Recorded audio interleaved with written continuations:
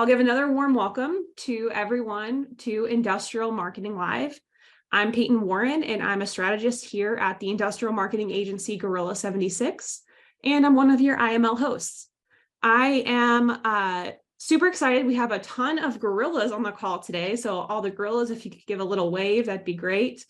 And I also wanted to say a little special thanks to the group that's joining the conversation live today. We really do have a great one planned, and this has been one that has been requested many a time. Today's session is about taking the very first step that you need to take whenever you're embarking on that paid social journey, creating and developing your targeted audience. Audience is just super, super important. It's who is going to be seeing your ads that you're running, who's going to be seeing that messaging, and making sure that you're hitting and getting that messaging in front of the right people can make all the difference in the success or, maybe the flop of your ad campaigns. So we want to demystify that a little bit today by doing more of a screen share heavy episode. So if you are listening to this in the Manufacturing Marketer podcast, which we'll put this up, it should go live next Thursday on the podcast. But if you are listening to it, we're going to try and talk through everything step by step too. So that way it's useful in the audio format. But yeah, if you're here live, great. Let us know if there's anything you want to see a little bit more of too. So with that, I want to welcome our strategy director, Grace Wright, center stage. And also our senior performance marketer, Kevin McClary.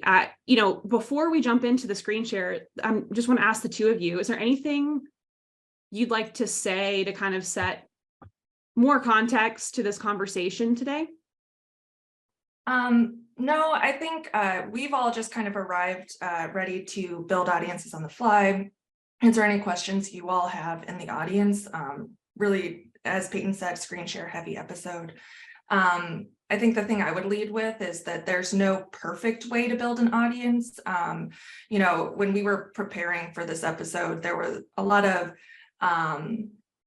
not disagreements, but like a lot of dialogue about, well, I would approach it this way and I would approach it that way. And each of us probably builds like 3 to 4 audiences and different ways of attacking an audience before we would ever launch a campaign. So there's no perfect way. And I think what you'll see, throughout this is maybe Kevin and I going back and forth, no, I would probably approach it that way. And you'll just kind of see a lot of the process of how we land on an audience that we think would work. But then also after we launch a campaign, how we're going back and being are we reaching the right people and validating the targeting that we started with. So I think just emphasizing that this isn't going to be here's the 10-step process to build the perfect audience, because that doesn't exist. It's really more what are the questions you ask, the thought process you go through, validating after you launch a campaign, all of those types of things. Kevin, what would you add? Yeah, I think that's great. I think with the amount of options and buttons and levers and things that you can pull when creating these audiences, cold or retargeting, just remember, as Grace said, there's a lot of different ways you can do things. And like anything with paid social advertising, it's about learning and adapting as you go. So you make a really educated guess in the beginning, but then find maybe new avenues, things that are working or are not working, and then you apply those to the next rounds of the campaigns that you launch. So it's all about learning and adapting. And there's no one right way to do this. Cool. So to get started, I want to ask the group here today, everyone who's on this call, whether your video is on or off, we want to build an audience and we want to do it live. So I have I went to the IML Slack group and I just pulled, somewhat a company that has recently joined IML in Slack. So I have that as a backup. But does anyone here on the call today have an audience that they are interested in building, for your industry? Or I'll take suggestions here for a minute while Grace can pull up, how do we find the audience builder tool and things like that. But yeah, curious, put it in the chat if there is a company or a specific, doesn't have to be an industrial example necessarily. I think industrial would fit the bill, but yeah, you can build an audience for really any B2B sort of scenario on LinkedIn. I think the walking through it and the thinking is what's going to be the most helpful in this episode. So yeah, Tia, what audience are you thinking? And you can unmute and let us know too. Well, yeah, mine's more of a B2C. So I should probably just hold on that.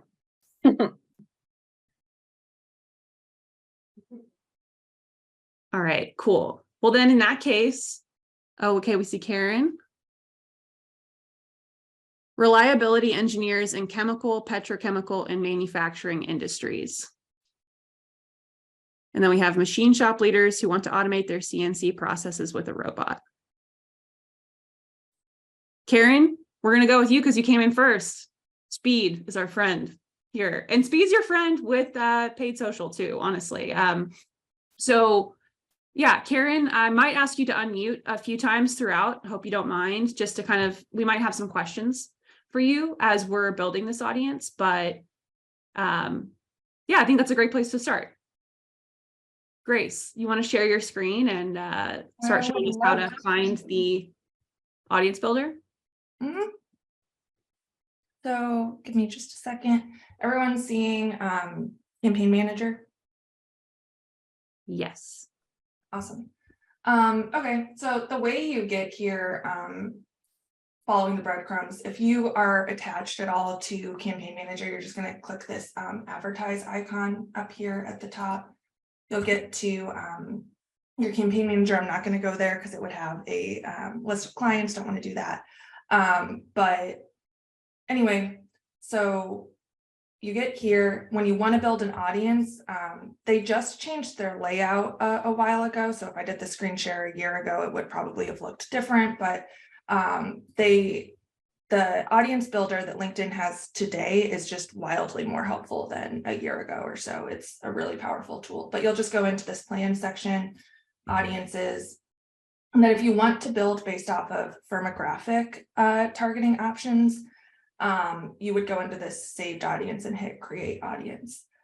When I say firmographic, what I mean is basically you telling LinkedIn, I want to reach this job title at this type of company, and I want you to exclude anyone who's any company that's 10,000 employees or higher. So firmographic basically just meaning tailoring to the type of company, the type of role across all LinkedIn users. So create audience, and I'm gonna go ahead and dismiss this, and then you just start building. So you can obviously edit the name here, and I'll just call this like IML test. Try to make these as descriptive as possible so you can come back and know what audience it was. Typically, I try to like date things so that if I update things over time in a campaign, I know that this is the most recent version of it. So I'll just do 518, and then Karen, I copied this over, so it's reliability engineers in chemical and petrochemical manufacturing industries. Am I correct? I copied that from the chat. Yes, mostly. I also forgot to add, there's a couple other of target audience I'd be looking for, like valve repair, experts, skilled, I guess, technicians who do valve repair. Okay, so a couple of things, and I'm just going to kind of like talk out loud, and Kevin, feel free to hop in here too. So if I'm building audiences for a client, I'm typically trying to carve out like a space of like, I'm closing out of Slack, I'm closing out of all the things, and I'm just creating space for myself to like think. Some things I would immediately be thinking about if I were building an audience for you, Karen, is I might ask you for a list of, okay, who are your most profitable customers? Can you give me a list of like the 10 customers you would most like to replicate? What are the job titles of the people who first reached out to you? What were their problems? Who else was involved in the buying committee? And that I would want to kind of start my planning there, kind of thinking about, okay, who is your target audience? Who's your like ideal fit? Because then I can start to, I know I'm opening up audience builder first, and I'm going to get to that in just a second. But typically I don't even start there. I start by like looking at each of those company profiles on LinkedIn. How many employees do they say they have? Okay, who actually reached out? What was their job title? And then I might go into like one of those ideal fit. So like, for instance, like let's say Kellogg. I know that's not, but like if I wanted to come in here, I just want there to be enough like people that I can search. You can start to like search for everyone who is an engineer at Kellogg. And so then I can start to see like the breadth of like job titles that they have under that function. Same if you were going after marketing, etc. But then also with an understanding of like who actually reached out, what was their job title, everything. But it just gives me ideas, and I would start to take notes here. So if this was an ideal fit client, I might look at like, okay, and they say that they have this many employees on LinkedIn, and they categorize themselves as a food and beverage manufacturer versus like the way that companies categorize themselves is really wild. Sometimes when you get down into it, like, you know that someone's a food and beverage manufacturer, but they might categorize themselves as like online retailer, different things. But it allows me to like understand like the companies that you actually do business with that are your ideal fits. What are they saying they are on LinkedIn? Which allows me to understand not only like when I'm looking at audience builder and industries listed here, it just gives me ideas of like different ways I would need to target and exclude based off of like real examples. So that might be like where I would start, because then it gives me ideas of what to input in the audience builder. That's a great point, because a thing to remember with LinkedIn targeting is you're using all of their first party data, right? It's not like with Facebook or Google or one of these other ad platforms where they're kind of guessing what your interests are, what your job title is based off of your activity online. This is based off of information that individuals are giving LinkedIn for free. They're putting their job title and their company in their profile. What Grace is saying here, I think, is super important, because you want to find out. It's cool in B2B. We know who we want to work with. So you want to find out how the people that we want to target are actually categorizing themselves. Otherwise, if you just start making assumptions and building out the audience based on, I think this is sort of the job title I want, you can end up reaching people you don't want to reach and wasting some of your or wasting all of your budget. Yeah. One other thing Karen said that I want to like attach on that I think is a big part of building audiences is, as I'm going through and like looking at individual profiles, I might look at like the specific people you say are the people who reached out or were in the buying committee. And I'm looking at what certifications do they have on their personal profile? What skills do they have on their personal profile? Sometimes and when I say like, oh, I'm building 5 to 6 variations, that's what I'm talking about. It's like I'm building it based off of skills, and then I'm building it based off of job title, and I'm kind of thinking about how to get the right audience size, how to finagle and add exclusion so that I'm reaching like the right people. So you said valve repair is a skill that this audience has. I could go in and validate that by like looking at the specific people who have bought from you in the past, or companies that you would like to do business with. And looking at the skills that are pretty common across that audience as well. And maybe a good place to start, is just start with an example company. If Karen, you have one in mind of like an ideal company, we could start there. Otherwise, I pulled a list of just like leading petrochemical companies, and we can start looking at them. Well, actually, I could even use the example that Grace showed, which was Kellogg Company. Their manufacturing company, they would have they would have valves in their manufacturing process. So I think we could use that as an example. That would be good. So if we're to target people, as you started to show, who were either in, I would say, in maintenance, in engineering, they could be in design engineering, or maintenance engineering, anybody that would have partaken in the repair, things like that, for instance. And then, so how would you find those people at those companies, and then how would you target them? Like, how would you create that audience once you find them? That's why I like to start with like real companies you have done business with, because that allows me to start with like, here's an example.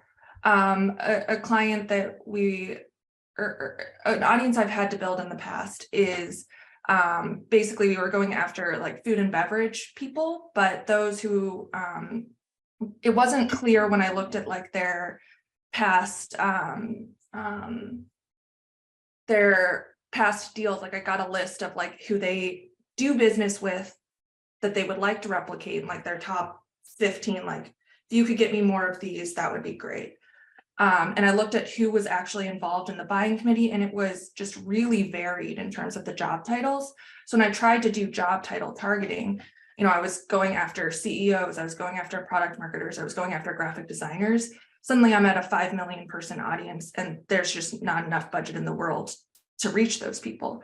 But when I like individually went at each buying committee member from those example companies, it became really obvious that they were all they all had like the same skills. So it was like retail packaging, packaging engineering, product development, visual merchandising.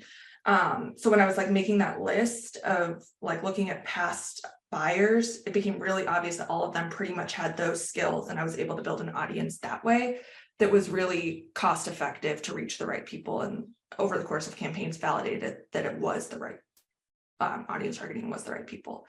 But I guess that's why I like to start with existing examples, and then from there I can go to so it's like, what are the 10 companies that you already do business with that you would like to replicate? Then what are 10 companies who are great examples of companies you would like to do business with but don't yet? And I can go and look at them and be like, okay, this company calls them reliability engineers, but then this other company calls them something else, and then this other company calls them something else. And that's why I'm saying you almost need to like take 2 hours, and I just have a spreadsheet open and I'm taking notes, and it's like a little bit like with the red string and the photos, and trying to like kind of come at different ways I can back into targeting the right people. But sometimes it's as simple as job title and industry. Sometimes it isn't. It just depends on the nature of your audience. But Karen, to get back to your particular audience and start actually screen share building an audience, that the simplest place to start might be just you can just start to type things in. Yeah, without selecting any buckets, just start typing it in, and you can see job titles pops up, member skills pops up. So then you can kind of start to choose your own adventure from there. And Grace chose the job title adventure. I did. So then you can start to come in here and add things. Karen, are there any other job titles that would be relevant within that engineering space, like maintenance engineer, maybe? Yeah, maintenance engineer, planning. So even I guess maintenance planning. I don't know if any repair, if there would have any title for maintenance, or what would you call it? Is there anything under repair?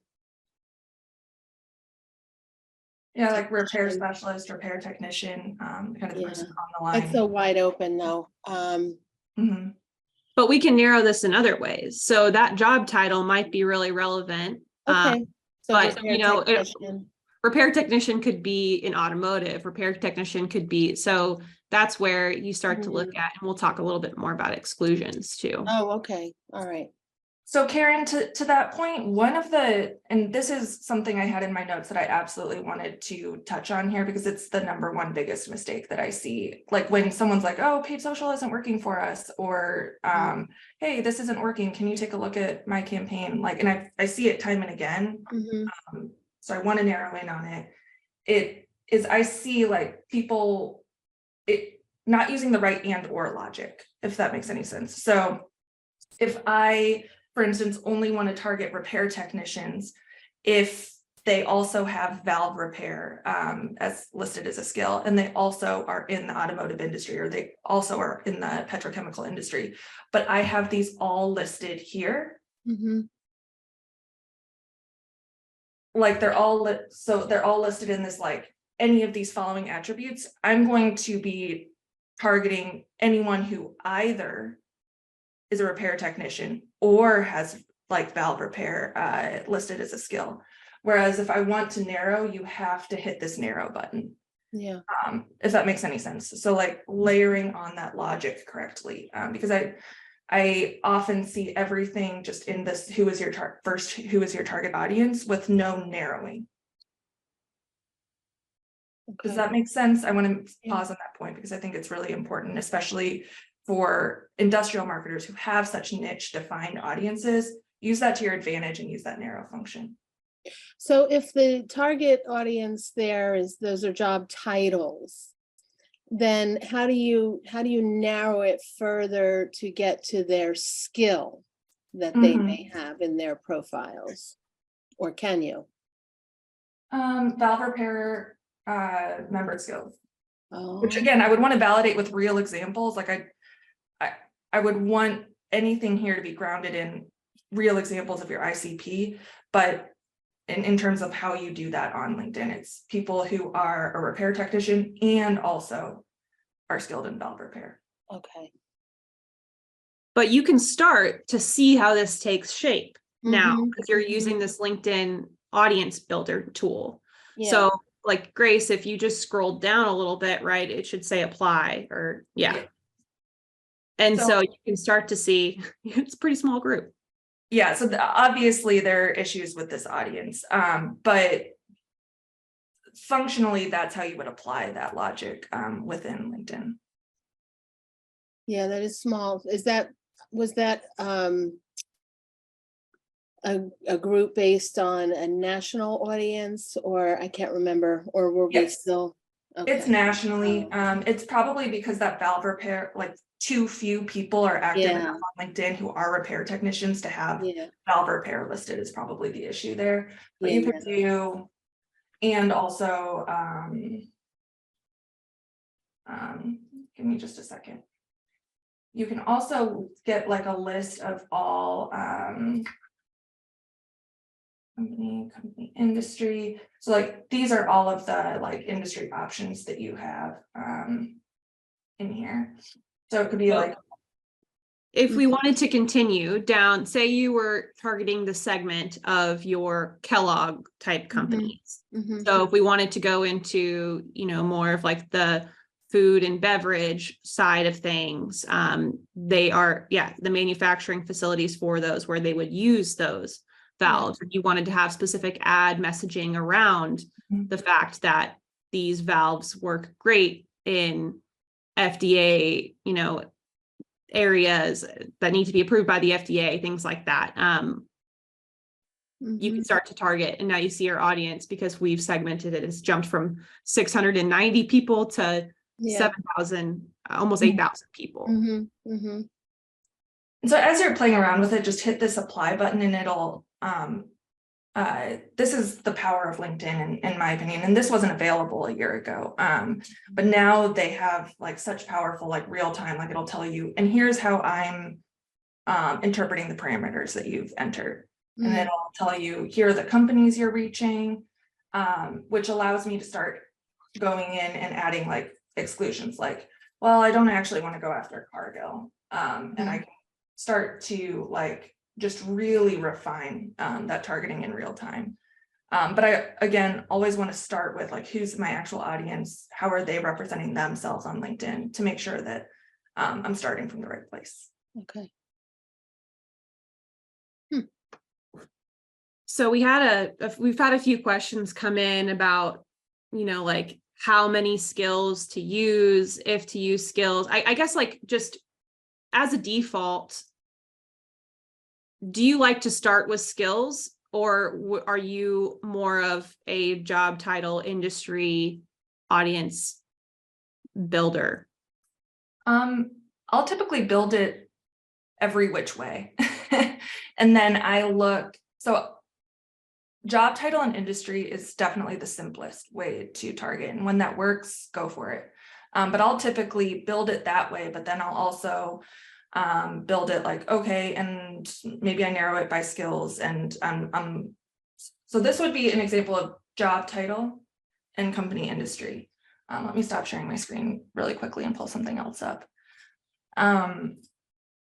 So this is an example of like a more complex skill audience that I ran with, because I tried to do job title targeting, it didn't work. I tried to do different types of targeting, it didn't work. So this is like company industry, or any of these relevant groups that I know that if they're in those, they probably are involved in that industry. So this is kind of an example of that logic working well. Like, it's completely fine if someone only has any one of these attributes, but then they also have these member skills. But then that audience was too big and had too many like irrelevant job titles for me. So then I also layered in functions. So I only want to get in front of people who are involved in product management, marketing, or purchasing, based off of looking at who their ICP is, who has bought from them in the past, who was involved in the buying committee in the past.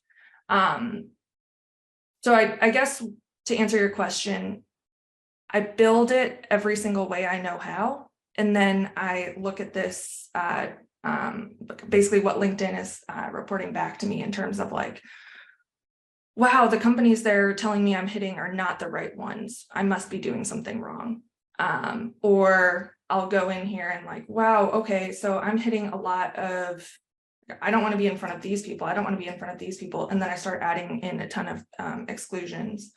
I might look at my audience and be like, okay, so 56% of my budget is going to go to these large companies. Well, I can't even do business with them. So then I add in that exclusion. So I just build it different ways. And then whichever one I feel like gives me the best, most targeted, like, this is exactly the people I need to be in front of, that would be the audience that I go after.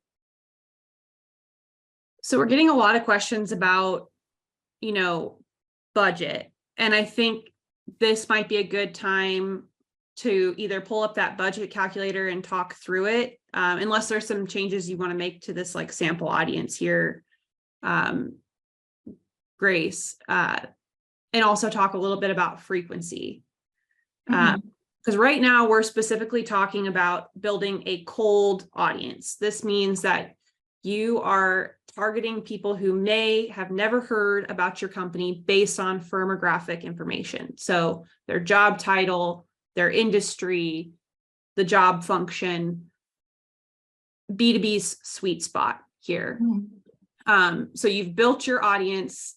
You now you need to say, all right, how much is it going to cost for me to reach this audience? And then you might need to start figuring out, oh, well, I don't have that much to reach them. So do I need to whittle this down? Or actually, I'm going to reach them so many times with my budget that this is going to be quite annoying if they see my ad 5 times a day. Maybe I want to increase the size of my audience or decrease my budget.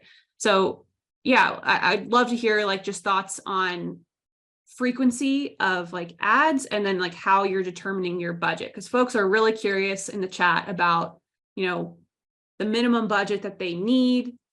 So I think better than like giving them just a number, giving them kind of like the equation, like how do you calculate budget. And also I will say, Grace came on the manufacturing marketer with Brendan a few weeks ago, and they did like a big deep dive into this budget calculator that we'll show. So we won't spend a ton of time on it here today, but I do want to show it. Mhm. One last thing before I move on from here. So you can do firmographic audiences here, obviously. Another way that we hadn't touched on to build a cold audience is to do like a company list upload. I'm just trying to show you breadcrumbs of how to get here. You would hit company, and then it gives you a template. You just, if you have a list of only 400 companies that you could do business with, you could upload that list and only target to them. But then come in here really quickly, create audience. You can go to any list upload and then layer on firmographic audiences on top of that. So like, I want these companies, but only people who have these job titles, etc. So just wanted to touch on that as another way to build a cold audience. In terms of how you think about budget, it's kind of a two-way conversation, because if you only have $2,000 a month that you can spend in paid social, that impacts the size of the audience that you can go after. But then, you know, if you want to hit everyone in your audience, you have to have a budget to match it. So it's kind of a two-way conversation there. How we guesstimate in the campaign planning stage is our best guess at. So like if I have an audience that so this audience is 76,000 people. So if assuming we generally see anywhere from 20 to 40% reach. So 20% reach. So assuming that 20% of this 76,000 are going to actually log on to LinkedIn regularly, get served my ads. So I'm making that assumption. And I'm making the assumption that I'm going to spend anywhere. So a CPM is a cost per 1,000 impressions. It's what you're paying for to get in front of an audience. LinkedIn is charging for eyeballs on your content. So we see anywhere from, you know, $30 to $120. Really, it depends on the audience you're targeting. We use anywhere from like $60 is a good estimate of how much you're going to pay. It depends on your audience. And then from there, it's just a calculation of how many touch points we want with this audience. How many times do we want to pay to get in front of them a month? We'll run anywhere from typically like 2 to 3 campaigns to an audience at a time. So what a campaign might be is like, I might run, here's what my product is, and here is how I'm different from the competition, and here's the before scenario and after scenario that my product promises to this audience. So different messaging themes in front of the audience. How many times I want that messaging theme to get in front of the audience. So in this particular case, I'm paying for 9 touch points with this audience. And then it'll just calculate out, if I'm paying $60 to hit 1,000 people, I've got a 76,000 person audience. I'm going to hit 20% of them any given month. This is how much I need to spend. That's how we guesstimate audience budget. So when I'm planning a campaign, I might have to work back from, hey, we've only allocated 5,000 for paid social, and I have to create an audience size that allows me to effectively get in front of that audience. The number of times I need to persuade them that will build awareness of what my product is, show them how I'm different from the competition, etc. Whatever education and storytelling I need to do to make someone confident to reach out to that client and be like, hey, I'd like to speak to sales. I need to make sure I'm matching that audience size to the budget. I'm going to stop there. Kevin, is there anything you would want to add or any color context? I think in this case, when building like a budget audience with this type of tool, we are, like as Grace mentioned, we're working on some assumptions and your actualized reach on this type of campaign when you launch it may not be exactly what this would estimate. So that's to say, not everyone in your audience is actively using LinkedIn every single day. So if your audience size could be 10,000 people, maybe 4,000 of those people are actually using LinkedIn. So you launch your campaign, you're expecting to reach a certain amount of people, but then you look at your actualized reach in LinkedIn Campaign Manager to look at your performance, and it might be much lower than what you would expect here. And then that would make your CPM higher or lower. So that's something to remember. This is a great way to start using this type of estimation. But do not be afraid to adjust based off of the reality of the actual performance metrics that you get, say 2 weeks, 1 month down the line. Yeah, Kevin, an example, like we encountered that where, LinkedIn will take your money and they will spend it. So say we put a 76,000 person audience in here and we expect 20% of them to log in. So that's about 15,000 people. But maybe this audience isn't as active on LinkedIn as we thought. So only 10% of them are logging in. Well, LinkedIn's going to keep spending your budget as if it was going to reach 15,000 people. So that's why that CPM might go up. This happened on a client of mine. And I was like, I don't like that CPM. It's too high. So what we did is we dropped the budget to match the audience. And now we're still hitting the people the same amount of times, but it was costing us less to do it. So we were able to launch a second campaign instead of just spending the same amount of money on one campaign. Mm-hmm. Yeah. So we have here estimated CPM around $60. That's usually pretty good for LinkedIn. But if you're looking at your campaign numbers and it's $100 or more, and you're using this type of tool, that would be an indicator that you can probably drop your budget a little bit, and your CPM will be much lower. Your costs will be much lower, but you'll be reaching the same amount of people. Mm-hmm. A good example of this is, so this is a good guesstimate in the campaign planning stage. I used this for a client that we just launched campaigns for back in April. I came back in and looked at the actual reach and the actual CPM. And when I entered those numbers in from real campaign performance, it became clear that I really didn't need as much budget as I was putting behind it. So because our CPMs were lower than I had estimated. So I was paying less to reach this audience than I thought I was going to. So I was able to bring the campaign budgets down without affecting the impact that I was going to have.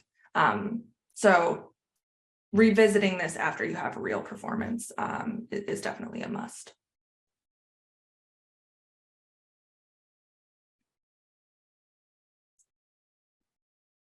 Okay, so budget calculation. I know there's more questions about that. This is a spreadsheet we'll definitely share.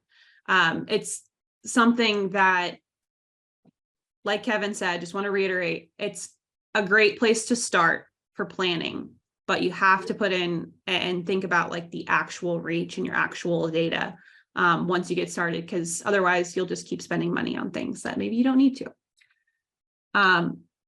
The other thing we wanted to talk about, and I know this session is just flying by today, is a retargeting audiences. So like you can see here in this budget calculator, we typically budget for retargeting based on just daily spend. Sometimes LinkedIn, I don't know why it does this. Sometimes it requires you to spend $17.50 a day. Other times it will let you spend $10 a day. So to be safe, we typically budget the $17.50. So I guess like my question there, for Kevin and Grace and Patrick too, the biggest thing that might happen here with your retargeting audience is that audience might be really, really small. Or maybe here, let me take a step back. Like, where does your retargeting audience come from? Let me just ask that question first. So with your retargeting audience, a really good practice on any platform, LinkedIn, Facebook, if you want to retarget at any point, install your pixel or your insight tag on your site as soon as possible to start gathering data. And then you can go into Audience Manager here and build out a list, right? You can retarget by website visitors. You can retarget by people who interacted with your company page, people who looked at single image ads or video ads that you ran on LinkedIn. But the best place to start is with the website visitors. So Grace, could you click in on there? And you can choose people who have engaged within a certain window of your site. So we usually like to go with 180 days because in B2B, especially industrial, these sales cycles are really long. And we don't want to just reach people who have been to the site in the last 7 days and then cut out people who were there 30 days ago, 90 days ago, 180 days ago, because the consideration phase can be much longer. Also, we may not have all that much traffic on our site. So going with 180 days, it's usually going to guarantee that your retargeting audience will be big enough to support that level of budget and actually serve your ads. One thing with website visitors too that I think is really interesting. So you can mix and match them. So for instance, I could create an audience that was everyone who's visited the Gorilla request for consultation page. And then I could create another audience of everyone who visited the thank you page. And then I could come in here.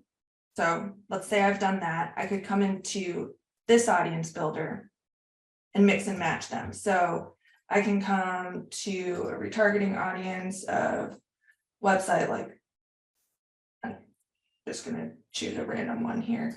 But then I can come in and exclude. So I could include everyone who's visited our consultation page and then come in here and exclude anyone who's visited the thank you page. So it's only people who are about to convert but didn't.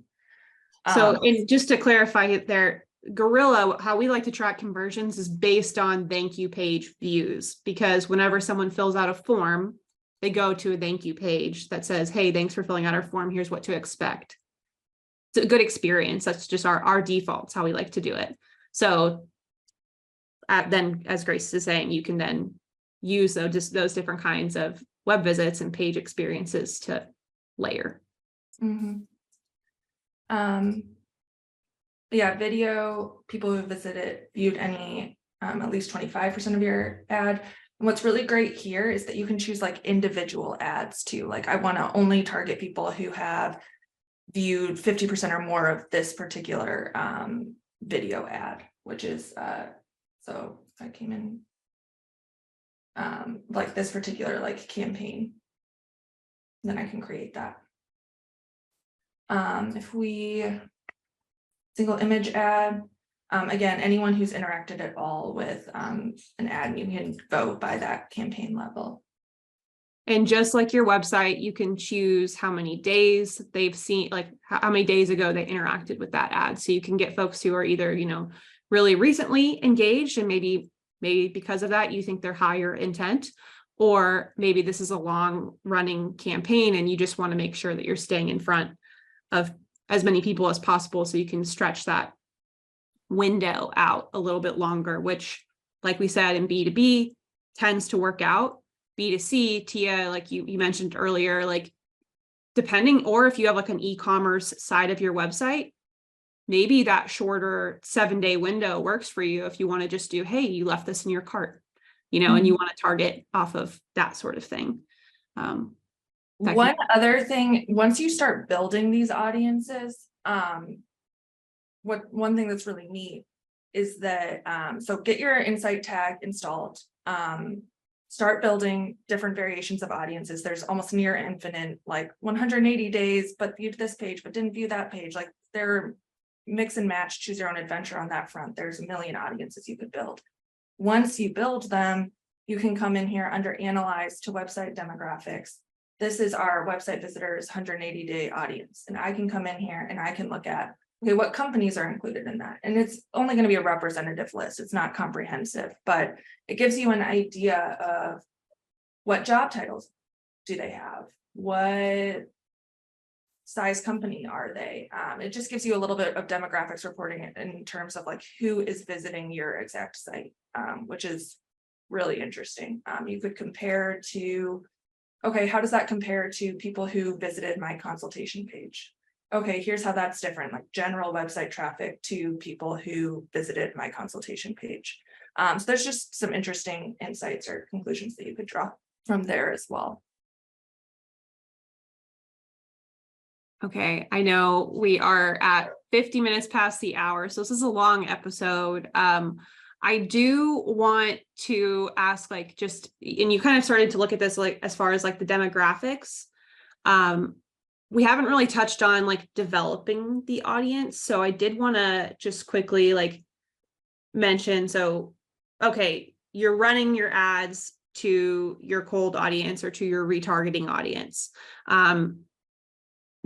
LinkedIn in the advertise function will also allow you to look and see, like, okay, of that audience, who is actually engaging in your ad. And that is the information that you want to be using to then adjust and maybe add exclusions or, remove different groups that you don't. So an example of this is you might see all of a sudden that you're getting a lot of students or academics engaging in your content, which it's great educational content you're creating. That's awesome, but they're never going to buy your product. So maybe you want to exclude them if they're taking up a lot of your budget, that sort of thing.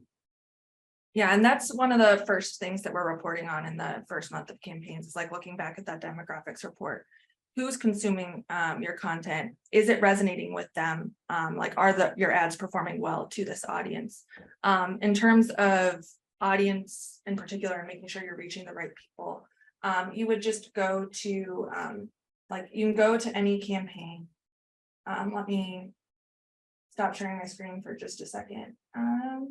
Full disclosure, we run IML ads. We started doing it recently. It's not something we've always done, but so if you ever do get targeted or retargeted, that's probably why. Would love to know what you think. So here are some retargeting campaigns we're running. I can come up here into the demographics report and be like, okay, who actually am I reaching for like a particular campaign you're running? And you can look at job title, job function, etc. Which is really cool. So we keep a close eye on that. We look at, okay, are we reaching a function that we don't want to reach? Are we reaching a company we don't want to reach? And then continually adding exclusions in to continue to refine and whittle down your audience to the just right people and making sure that there isn't any fluff in your media spend, kind of trimming the fat, so to speak. Also looking at who's liking your ads. If you see a job title liking your ad that is absolutely not who you want to be reaching, go ahead and add an exclusion. And that's kind of how you refine your audience targeting over time. I've never had it happen because we're so focused on the front end about making sure that audience targeting is right. I've never had it happen where it's like, wow, we're reaching entirely the wrong people. But you typically see, oh, we're reaching 5% of the like students or something. Okay, add an exclusion and just continue to refine. Kevin, anything you would add? Yeah, absolutely. I think too, you can look at within your retargeting audience, if it's large enough, you can do the same thing and start to create like separate individual retargeting audiences. So like, say your regular website visits, you're getting around 10,000 visits a month. That's your audience size. And you want to separate that out by interest. So you have like a retargeting audience just targeting engineers, a retargeting audience just targeting maintenance folks. You can do that. Of course, you want to look at the audience size. You don't want it to get too small. 300 is technically the smallest that LinkedIn audience will allow, but it often will cut you off like under 1,000 or so. But yeah, I mean, just the amount of data that you can get from LinkedIn, first party data, filtering by demographics is like unbelievable. I can't express how cool that is. You can't do that with any other ad platform, digital or traditional, anywhere. So if you haven't like dove into these things yet, educate yourself. It's great that you're here learning now, but extend that learning as well. Go to YouTube, blogs, help articles, and learn as much as you can about LinkedIn advertising, because it's fantastic for what we're doing. Yeah, and I think that's probably a good place to wrap up for today. We love to start the paid social journey on LinkedIn because of the like included targeting that you can do here, the firmographic information that you have access to, the activity on the platform is great. But Facebook is also a great platform for B2B. And I think one thing that I wanted to leave y'all with today is, start on LinkedIn, learn from it here, but prepare yourself to expand. Like if things are working and you're getting traction on LinkedIn, the stats say that more people log into Facebook every single day than people log into LinkedIn on a monthly basis. So like if you're wanting to see like the speed and the turnaround happen, or if you're trying to target, specific end users, Facebook can be a really great place for you there too. So prepare yourself to expand into those new areas. Other final thoughts from the gorillas on the call as we round out. I really appreciate you all hanging out. So many of you hanging out longer than a normal IML episode, but we've covered a lot. So I do want to like kind of put a good bookend on this, like what would you leave folks with? Grace, Kevin, Moby, Patrick. Yeah, I'm interested to hear what y'all take away from this. I would just get your insights tag installed immediately and start playing around with audience builder, build 10 example audiences you might use. Even if you don't run anything, getting your insight tag installed, building a website visitor audience, and then just seeing what LinkedIn tells you are the companies and people that are visiting your website is incredibly valuable, even if you have no paid social budget. Yeah, I would agree. Get those set up as soon as possible. And I love that Grace showed that, hey, you build an audience one way, and then you can actually see what companies, what job titles, what seniorities, what functions are in that audience.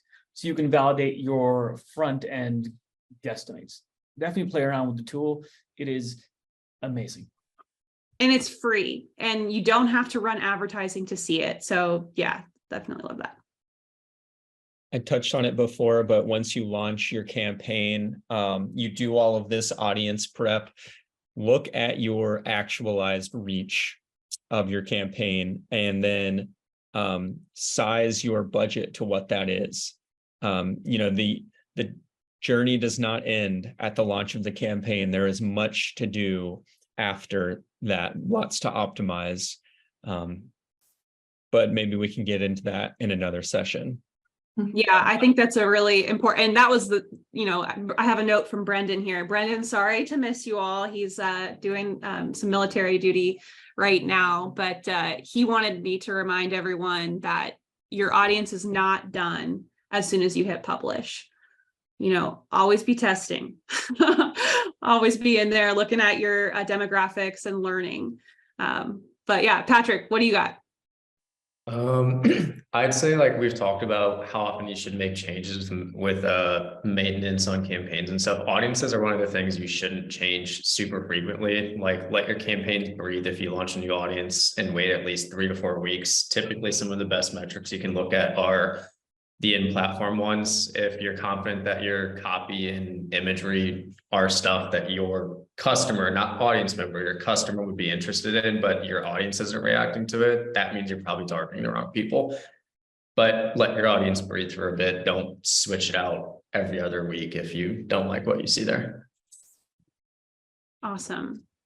Okay, well, thank you all for joining. If you would like to get connected with the rest of the folks who are on this call and join us in the IML Slack community, put a little note in the chat. I would be glad to send you an invitation to that. This recording will be live on the Manufacturing Marketer podcast next Thursday at 5 a.m.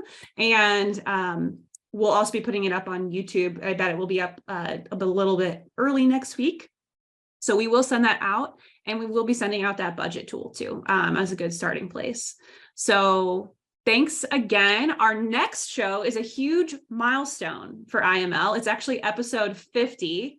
If John Franco's still here with his great stash, he's going to be our guest. So 50 episodes of Industrial Marketing Live. It's amazing that we've come this far, but it's going to be Thursday, June 1st, and we're going to be talking about company culture with our co-founder and our culture lead at our company, John Franco. So super excited about that. If you follow John on LinkedIn, you know it's something he's really passionate about, and he's so passionate about it. He recently started a podcast about it, so called The Manufacturing Employer. But until then, we'll miss you, or we'll see you on Slack. So thanks, everyone. And we will talk with you soon. Awesome. Have a great rest of your week. Thanks, everyone.